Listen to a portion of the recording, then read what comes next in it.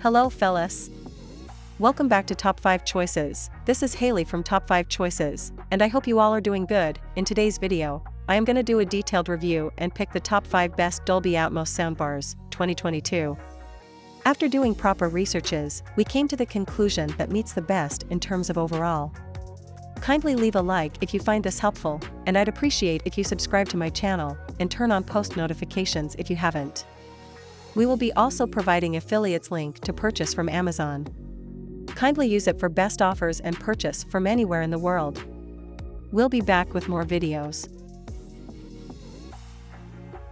The Sony HT-G700 is a 3.1 channel soundbar from 2020. It can support all common audio formats via its HDMI ARC and full HDMI in ports, and if you like to watch movies, it can also play Dolby Atmos content, but it has to downmix it into stereo. Although it has a fairly boomy sound profile, there are 7 EQ presets available that can enhance your audio experience, depending on what kind of content you like to listen to. It can also get pretty loud, but there's a lot of thumping and compression at max volume, which is disappointing. The Sony HT-G700 is good for dialogue and TV shows. Even though it has a boomy sound profile, it's still able to produce voices clearly and accurately. It can get loud enough to fill a large room or crowded environment, and there's also a dialogue enhancement feature to make voices more clear. You can also use Bluetooth to stream your favorite podcasts or audiobooks to the bar. The Sony HT-G700 is a sleek soundbar that's very similar in look to other Sony soundbars, such as the Sony HTZ9F. It's made from good quality plastic and it has a big metal grille to protect its speakers, which gives it an overall premium look and feel. The subwoofer is made of mostly melamine and plastic. The port has a glossy black finish, while the woofer itself is covered by a nice metal grille. The subwoofer's back has a plastic plate. The back of this soundbar has 2 openings, one for its power cable and the other for its inputs. There are also mounting holes on either side of the bar, but this soundbar doesn't come with wall mounting brackets or screws, so you have to purchase them separately. The Sony HT-G700 has a good build quality.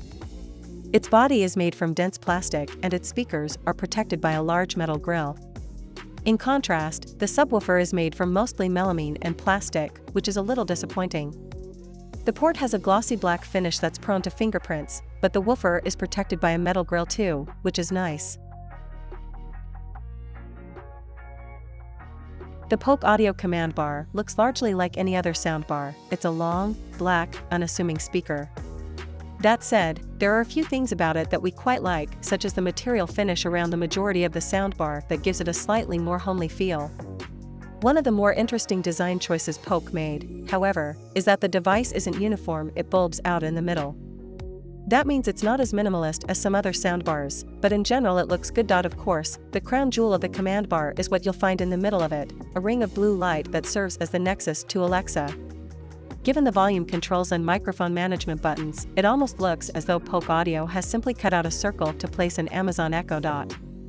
Like the dot, the light turns blue when Alexa is activated, and it doubles as a way to tell how loud your audio is when you're adjusting the volume.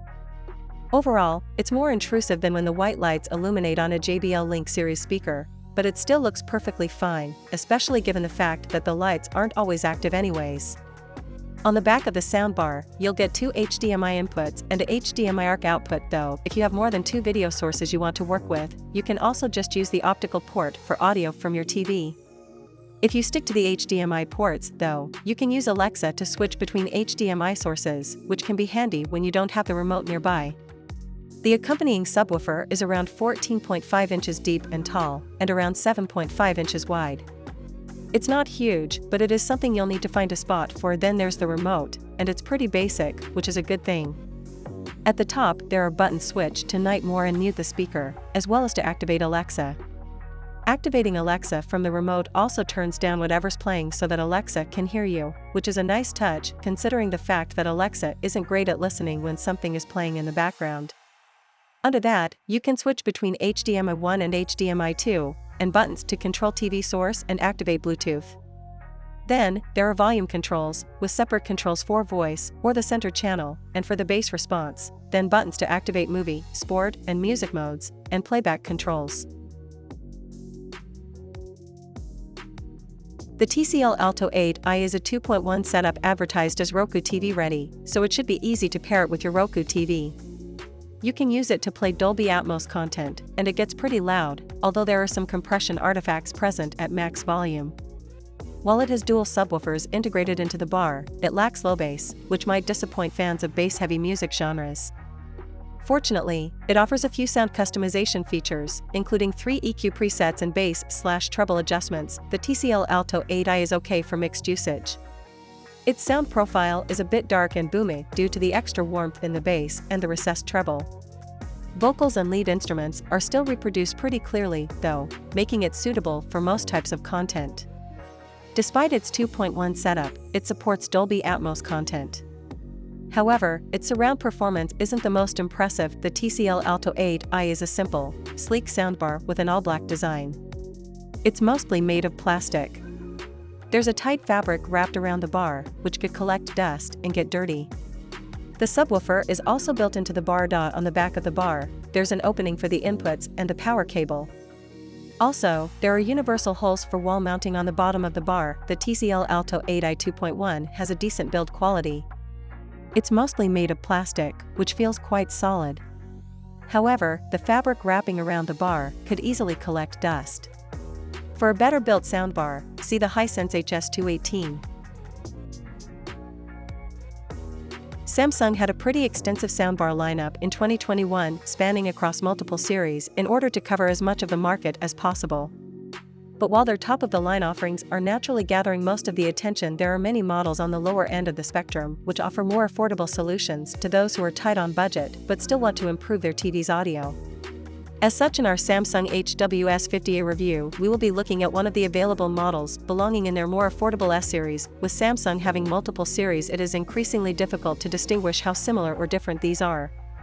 The Q series is the one that distinguishes itself the most, as it is supposed to be their premium lineup and the one that has all the latest of technologies.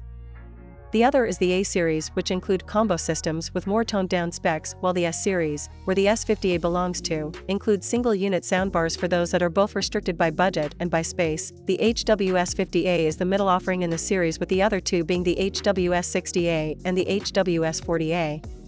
Going real quick over the specs, the HWS50A is basically a 3.0 channel single-unit soundbar that supports Dolby Digital, DTS and DTS Virtual X. It features both USB and Bluetooth playback, comes with Q Symphony and tap sound, and can be expanded by adding rear speakers and a wireless subwoofer. Overall, the HWS50A seems like a pretty simple soundbar, but at the same time it comes with enough features and expandability options in order to shape the system any way you see fit.